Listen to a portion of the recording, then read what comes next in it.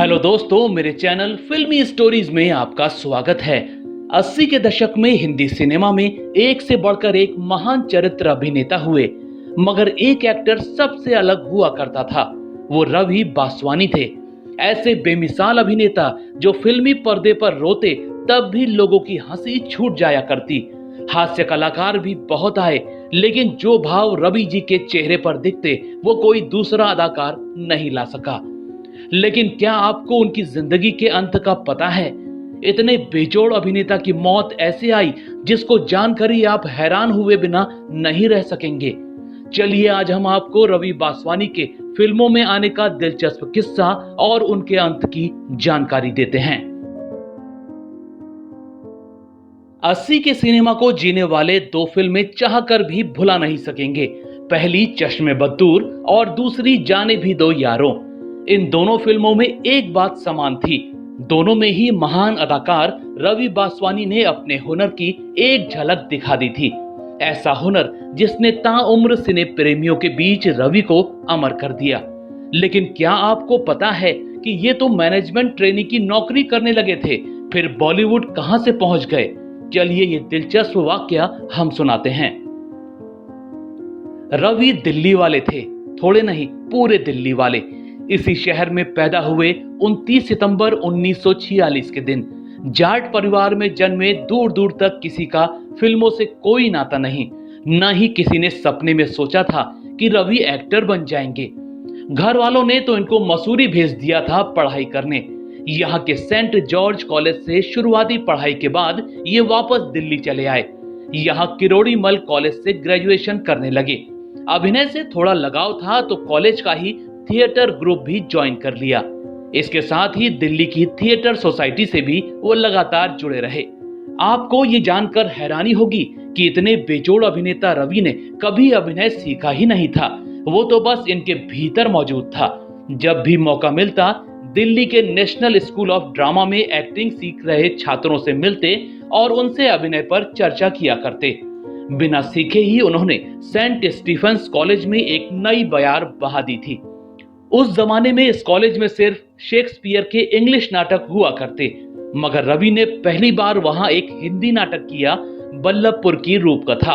इस नाटक के साथ ही उनके अभिनय ने वहां धूम मचाकर रख दी थी। वैसे रवि बासवानी बंबई जाने की सोचा तो करते, लेकिन दिल्ली छोड़कर बंबई के धक्के खाना नहीं चाहते थे।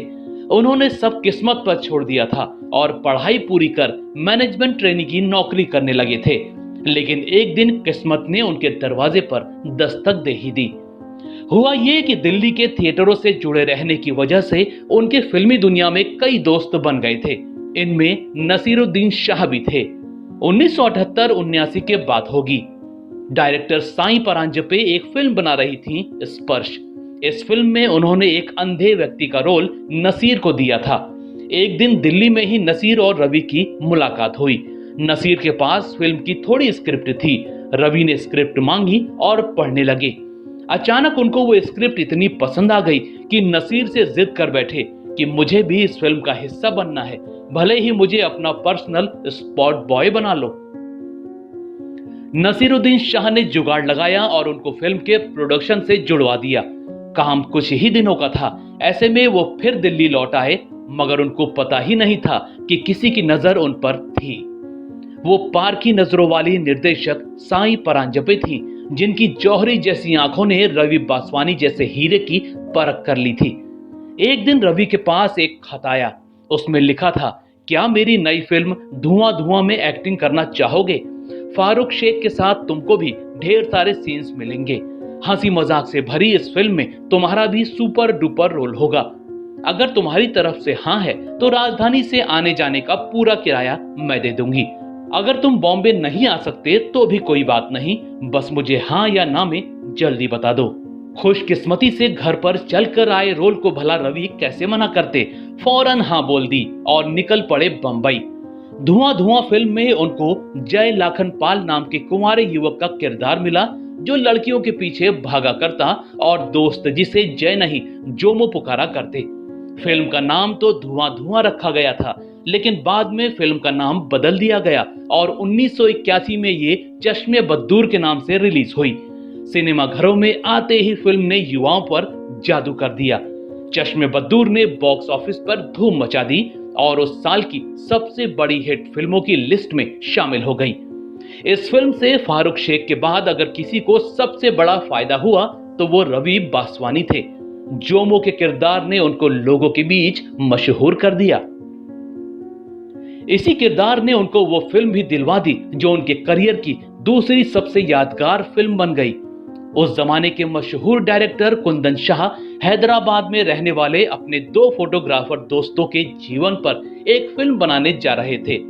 एक फोटोग्राफर तो नसीरुद्दीन शाह मिल गए थे, दूसरे की तलाश जारी ही थी कि एक दिन उनकी नजर चश्मे बद्दूर पर जोमो बने रवि पर पड़ी। उन्होंने फौरन ही फिल्म के असिस्टेंट डायरेक्टर सुधीर मिश्रा को बुलाया और रवि को लाने को कहा। सुधीर अपनी लंब्रेटा पर सवार होकर गए और रवि को पीछे बैठाकर कुंदन शाह के पास ले आए। नसीर को 15 तो रवि को 10,000 फीस में रख लिया गया।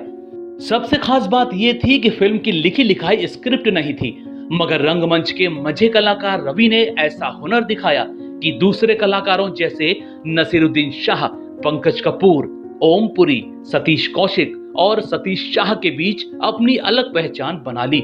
कम बजट की इस फिल्म में बार बार रीटेक की वजह से बजट गड़बड़ा जाता, मगर अकेले रवि बासवानी ही थे जो बिना स्क्रिप्ट के भी एक ही बार में शॉट ओके करवा देते। 1983 में आई ये फिल्म थी जाने भी दो यारों। 2 फोटोग्राफर नसीर और रवि गलती से मर्डर की फोटो खींच लेते हैं और कॉमेडी लिए कहानी घूमती है। फिल्म में लाजवाब कॉमेडी की वजह से उनको 1984 में बेस्ट कॉमेडियन का पुरस्कार दिया गया था। इसके बाद इस बेमिसाल अदाकार ने कभी पीछे मुड़कर नहीं देखा। रवि का नाम इतना हो गया कि उनको दूरदर्शन से भी बुलावा आ गया। 1985 में उनको एक शो मिल गया, इधर उधर। सीरियल में पाठक बहनों के पीछे पड़े युवक के किरदार में इन्होंने खूब हंसाया और छोटे पर्दे के जरिए घर घर में पहुंच गए। 1986 में एक फिल्म आई घर संसार। इसमें बनवारी के किरदार में रवि ने भरपूर मनोरंजन किया। रवि एक से बढ़कर एक कैरेक्टर करते आगे बढ़ते गए, जैसे लव 86 का हवलदार पांडु, मैं बलवान का ढिल्लो, पीछा करो का हरी हरिहरा, कभी हाँ कभी ना का एल्बर्ट गोंजाल्विस, लाडला का रवि, जब प्यार किसी से होता है का अनाथालय का मैनेजर, छोटा चेतन का राजा, चल मेरे भाई का वेटर, प्यार तूने क्या किया का विस्पी, बंटी और बबली का बिजनेसमैन से लेकर लकी जैसी फिल्में। मगर दोस्तों, ऐसे महान कलाकार का ऐसा अंत हो जाएगा आपको पता ही नहीं होगा।